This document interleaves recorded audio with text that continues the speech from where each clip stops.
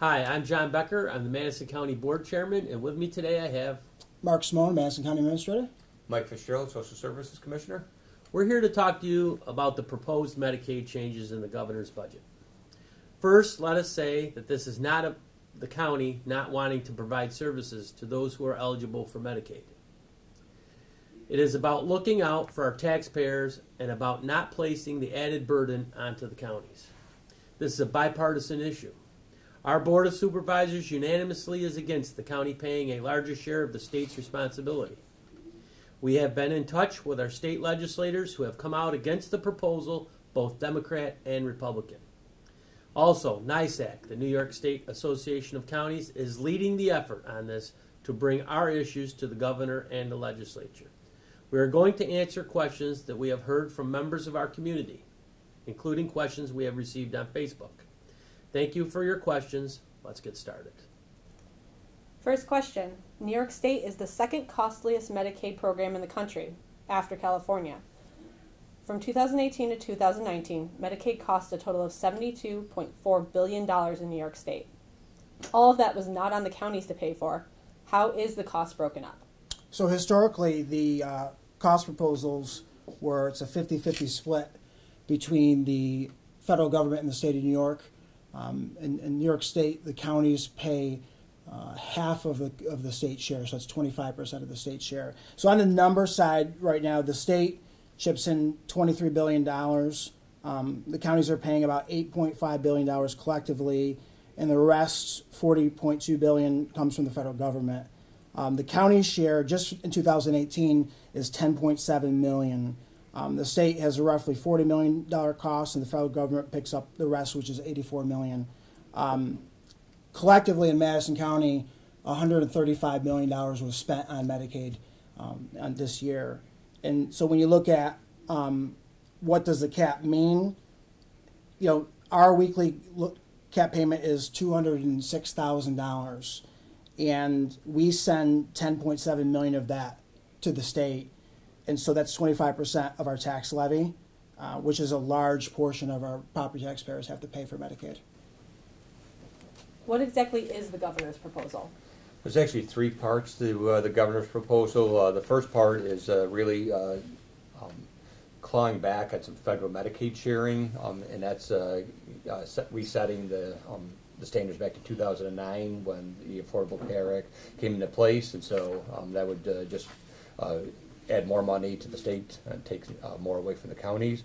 Number two, the second proposal is requiring the counties to keep a 2% tax cap, you know, on an annual basis. And if the counties don't keep a tax cap at 2% or less, then there'd be a Medicaid penalty associated with that. In addition to some of the other penalties, would raise the age and other associated penalties. And the third penalty with Medicaid is to keep the local growth to 3% or less, and so that's you know, again, all of these are a bit unknown. To quantify them at this point, there hasn't been a lot of detail coming out of the governor's office or division of budget on what these mean specifically for counties, but each of them would entail a significant loss for counties.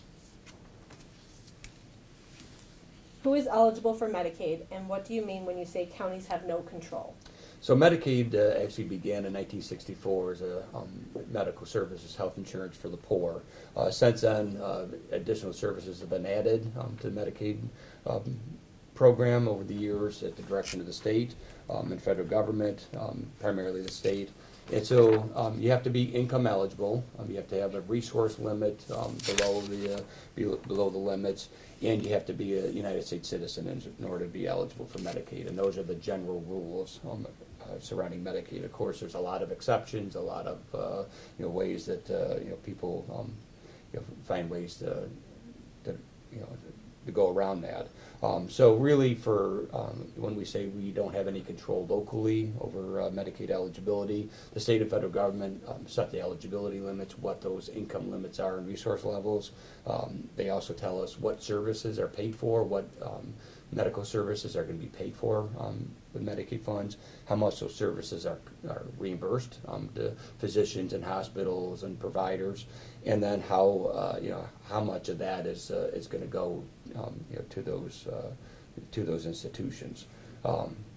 Just to back up to 2013, there was a state proposal to take over the Medicaid program. That's when the cap came into place, and over a 5-year span, they were to take over all the administration of the Medicaid program. But here we are outside of that window. That was all supposed to be done by 2018.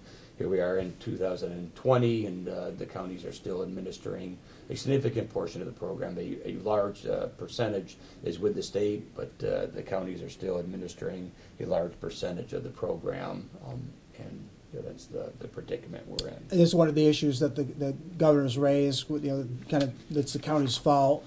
We're administering the program. It's our fault that these costs are getting out of hand. That's not an accurate statement to what Mike was saying. We don't have the control over these costs, and we were happy to have the state take over the administration for their program. It's not something we want to do, and it's their program, and they set the eligibility requirements, so let them do it. Right. So if the governor's proposal goes through and Madison County grows again by 6%, that means the county will be responsible to pay for an additional 3% of the state's share. What would that mean for Madison County? Well, what that would mean for Madison County, Madison County would be forced to go over the tax cap limit. That would cause further Medicaid penalties. That will result in the loss of funds from the state for raise the age reimbursement that could cost Madison County an additional $800,000. 98% of Madison County's budget is state-mandated programs. Therefore, the programs that would be at risk of being cut are services like our public safety, such as the Sheriff's Department, our veterans services, road maintenance and repair, necessary bridge and road projects, youth services such as preventive services that keep children safe and families together. Not-for-profit contributions could be impacted, including services for seniors, farmers, and other community organizations. If the county was not to cut programs, how much would that mean for an increase to property taxpayers? Some say it would just be a small amount. So on that issue, right now the county tax rate is $9.15 per thousand. So on an average home, the average homeowner in Madison County is paying about $1,200 in property taxes on the county side. Out of that, right now, the average taxpayer is paying $327 for Medicaid on average. So that's 25% of your property tax bill. Actually, a little bit over 25% is going to Medicaid. Going back, if the cap was never put in place, right now we're at 10.7, we'd be more around $21 million. So the ramifications that are significant. If there was no cap in place, right now residents would be paying $655 just for Medicaid. Going forward, if this government proposal goes through, the average homeowner would pay $22 more a year. And remember, that's just for Medicaid. That's not for anything else. Roads, bridges, public safety, all the other mandated programs we have to do. So it may not sound like that's a lot of money, $21, but that's just Medicaid only, and only Medicaid. So it's a big impact, and you take that out over 5 years, and you're looking at $100 in property taxes just on Medicaid. And like I said, if we have to go over tax cap, and and to Mike's point, with $800,000 to raise the age, there's another 2% on your bill. So everything adds up. So that's why this is a really important issue. To keep the state has to pay for their program, and the property taxpayer shouldn't have to handle that burden. And it's an estimated $3 million for the first year. $2 million would be due to Medicaid, and the penalty plus the raise the age cost, that would equate to about a 7.5% tax increase without considering any other cost that the county has been incurred. And that's in year one. Yeah, that's year one. So of that money, the Medicaid money that is spent in Madison County, what does that break down to on who receives that kind of money? So traditionally, nursing homes were always the largest share of the Medicaid portion. That's actually moved down in the last several years due to some home care programs, keeping people in the community longer instead of putting them in institutions. So nursing homes runs about $9.2 million. It's actually fourth on the list of Medicaid expenses in Madison County. So this is just Madison County. The first largest expense is on what we call HMO services. So it's managed care, people today get a health insurance plan, and we pay the premiums. And so of the Medicaid share, the $135 million that Mark alluded to, $59 million of that goes to pay for health insurance for folks on Medicaid. Next is waiver services. These are the services that keep people at home. So that's almost $29 million, $28.6 million. Some managed care programs that keep people, again, in the community, $12.7 million. And then, down from there, nursing homes at $9 million, hospitals at $5.8 million.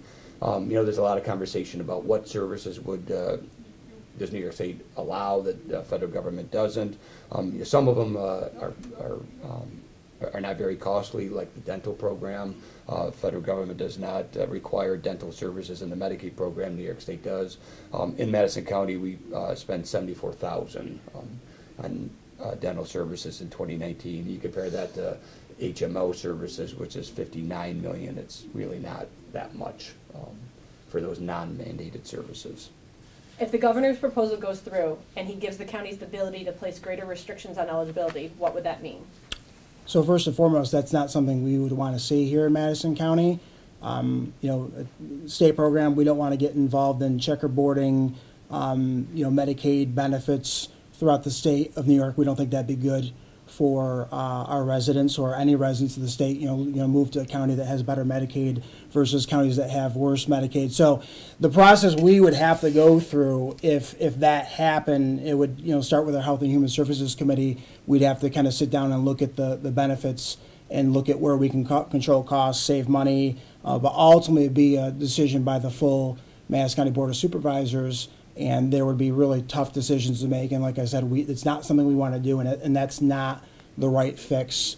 It should be, everybody should have the equal benefits across the state of New York, and we shouldn't put the counties in a position to be cutting services to our residents and have there'd just be a lot of issues with it. So, we don't want to do that, but if we had to do that, the process ultimately would be our Board of Supervisors would decide what to cut and what not to cut, and it'd be a process, and we'd probably be looking for input. And again, those are the three areas that you could have an impact on eligibility. Could you lower, who's eligible, by income, and then lower reimbursement rates for services that are covered under Medicaid services, cut services. Again, as Mark said, we'd be in a position to kind of a race to the bottom, I think, with counties, especially when you look at the Medicaid costs and how much these things run even the average taxpayer. So I think that's a poor position to be in. Medicaid has done a lot of good, to build up families, and so putting the burden back on the counties is the wrong move.